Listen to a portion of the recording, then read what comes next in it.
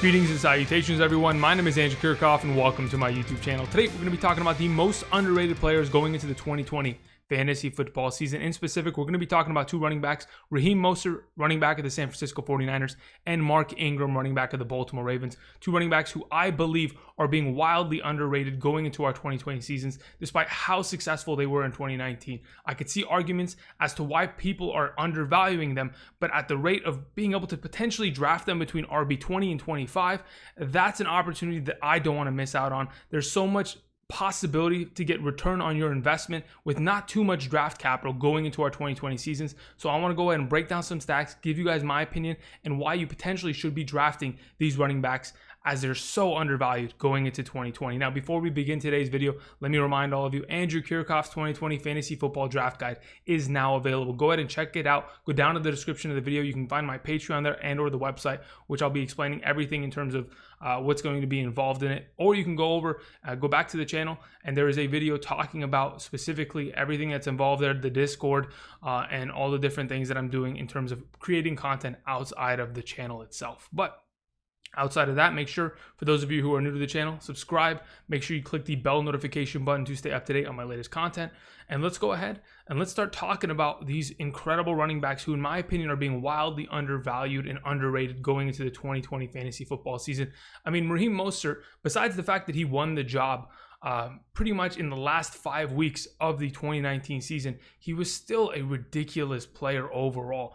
And ever since he took the job from Tevin Coleman and from Matt Breida, there was no looking back. And to be honest, Raheem Mostert is going to continue that momentum into 2020. Now, I understand a lot of people see the 49ers and think there has to be some sort of Super Bowl hangover. Every losing team has a Super Bowl hangover the following year, and they're expecting Raheem Mostert to potentially, fade a little bit this upcoming season. But to be honest, the statistics, in my opinion, say everything, and the stats just don't lie.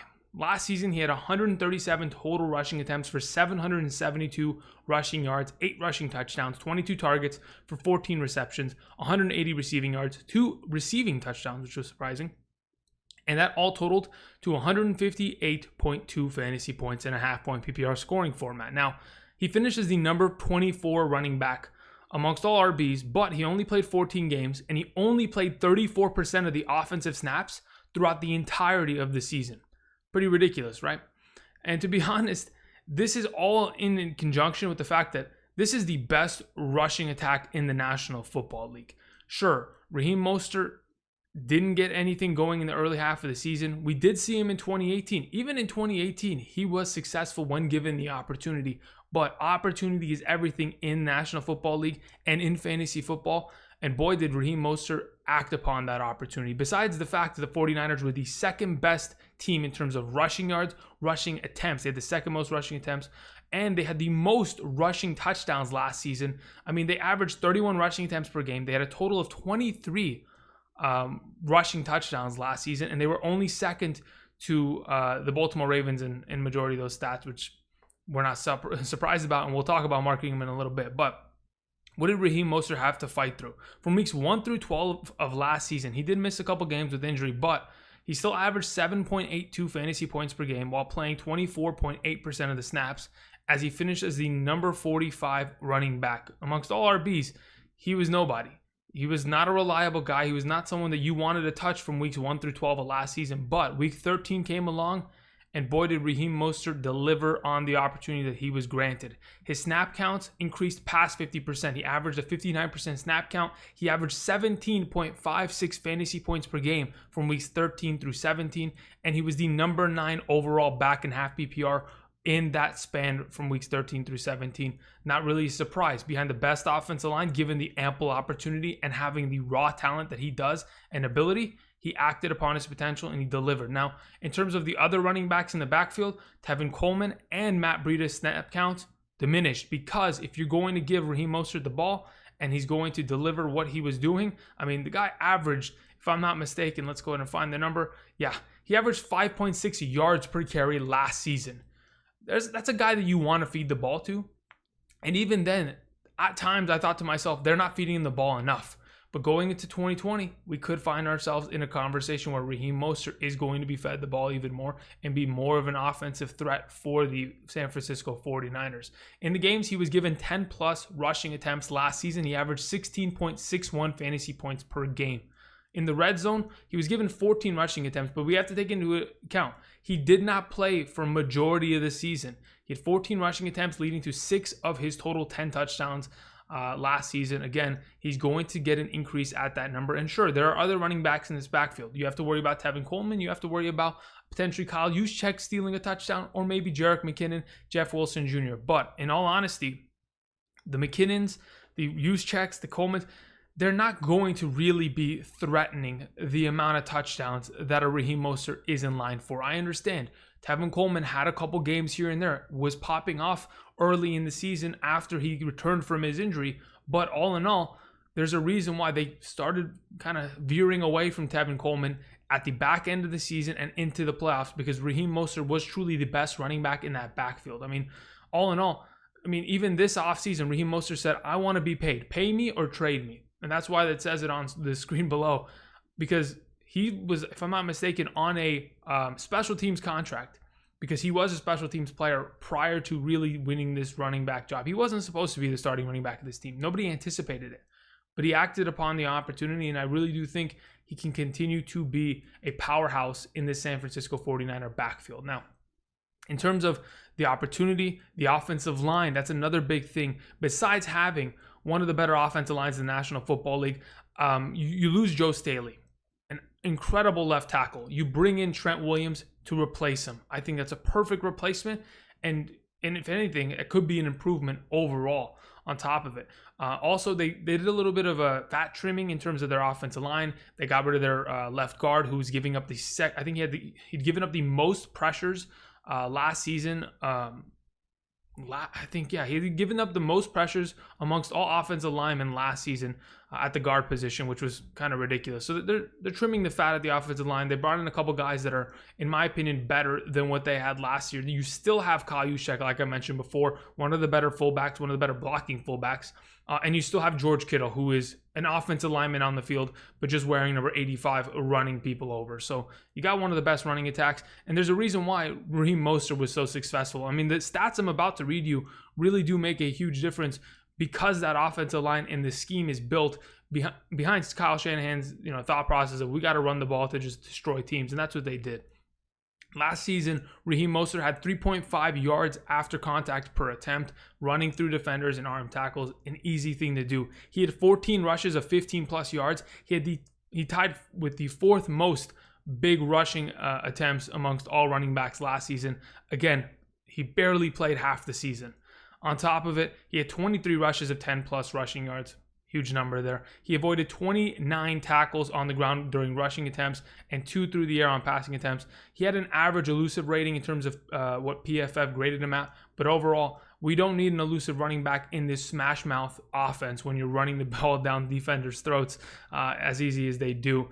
Averaging 5.6 yards per carry, not really a surprise. If we go back to 2018, in the 4 games which he really participated prior to getting injured in 2018, he averaged 8.9 yards per carry. Raheem Mostert is a little bit of a freak, and he can just about do everything. He's elusive enough.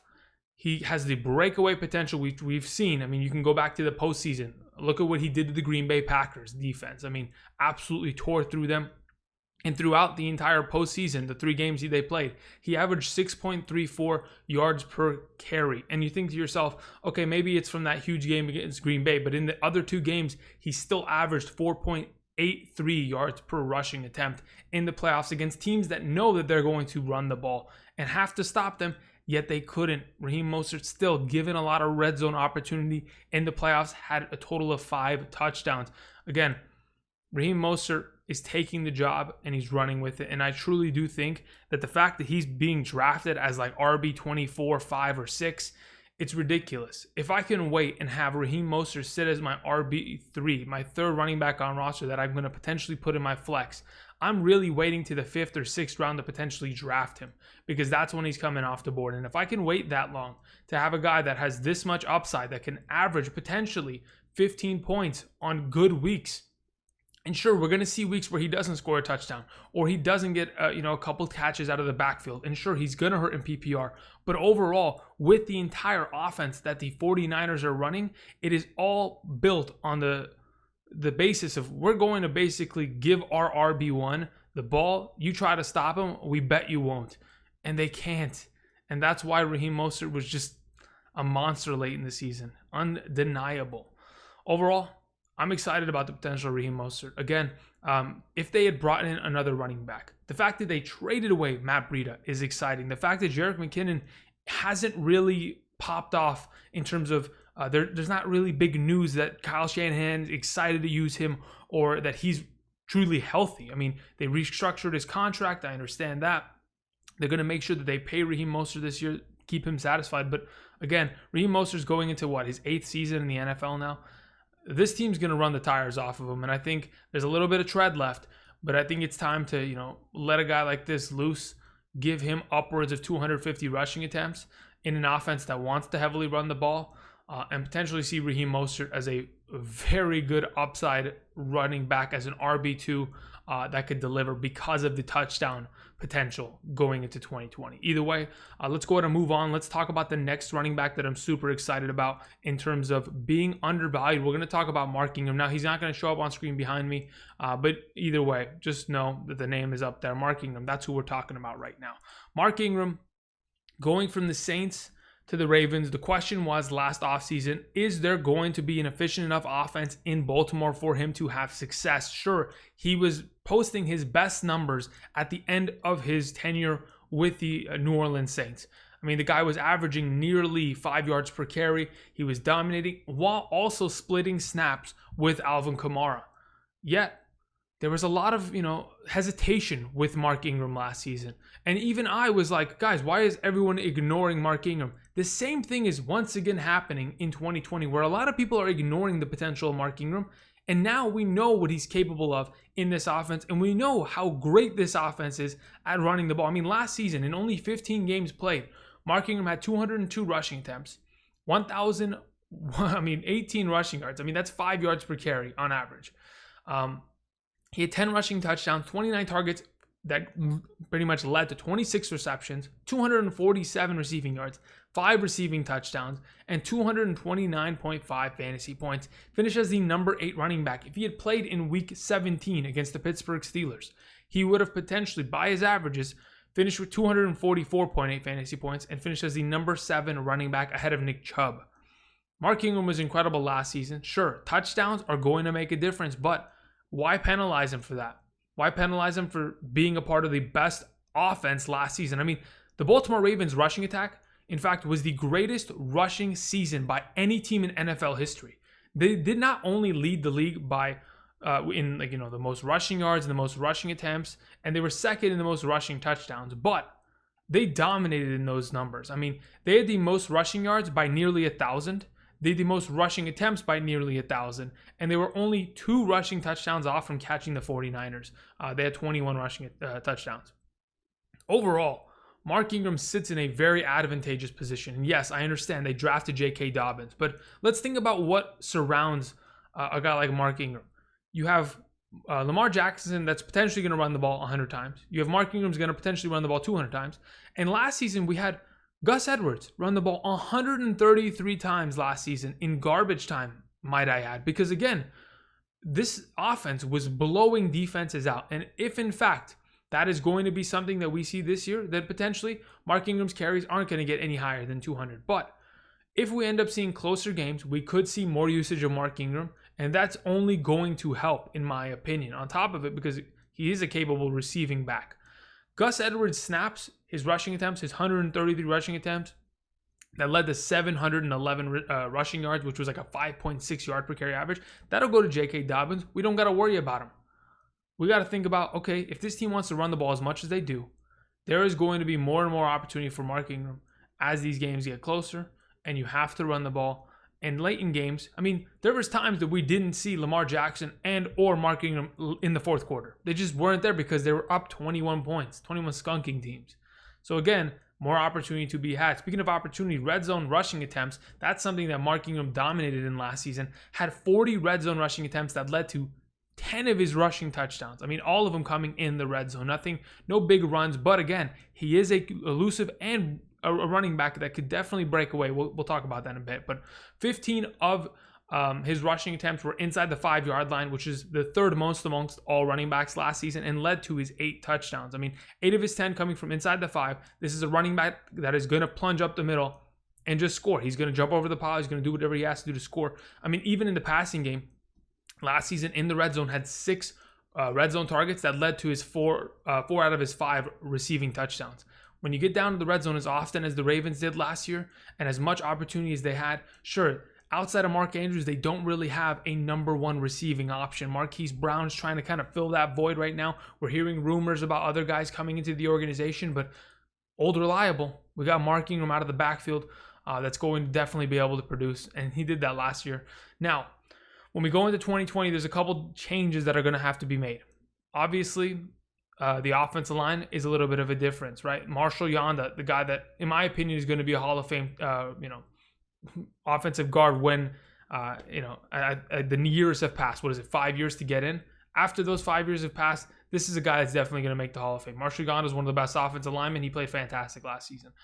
Their center, Skura, is currently injured. He's on the physically unable to perform list. So you lose a right guard that probably a top 5 guy in the National Football League at the position, and then you lose your center for a little bit. I'm not sure when he's going to return, but all in all, you still got one of the better offensive lines. The remaining pieces and guys that are filling at this moment in time are still talented enough to get the job done, on top of the fact that you still have Nick Boyle, the tight end, one of the better blocking tight ends, if not the best, close to Kittle in the National Football League, and you still have the fullback, Ricard, which honestly is a defensive lineman playing fullback. He's the only guy in the National Football League that I often see playing both sides of the ball, which is kind of ridiculous. But regardless, 2 of the better blocking guys that can be brought in on a downly basis. A couple of the stats that I want to read before we finish off today's video. Mark Ingram had 3.08 yards per carry after contact. Still got extra juice in the legs, can still run through tackles. Had 11 rushes of 15 plus yards, tied for 15th amongst all running backs last season. Had 21 rushes of 10 plus yards. Still, again, another one of these running backs that is, everyone's thinking he's getting old, he's running out. This is his final couple seasons. That's why they drafted running back. I still think he's got value. I still think he's got pep in his step. I mean, he avoided 39 tackles on the ground, 5 through the air. Still a decently elusive running back.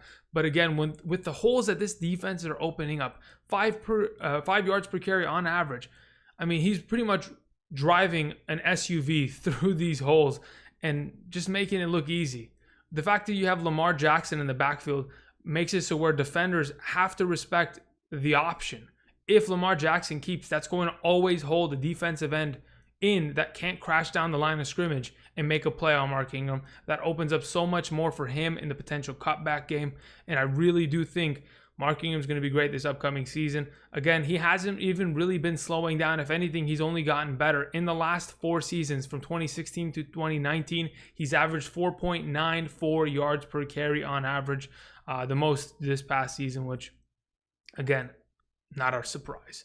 He's associated with one of the best rushing attacks, and both these guys are associated with the best rushing attacks in the National Football League. And I'm excited to see what they're capable of. And I really do think that being drafted in the range of RB 20 to 25, 6, that's unbelievable. And it's a thing that unfortunately is the truth, and it's going to happen.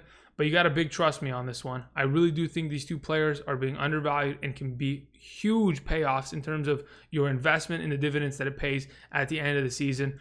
Overall, that's pretty much my thought process. Hopefully you guys could potentially invest in these guys as RB3s on your teams respectively.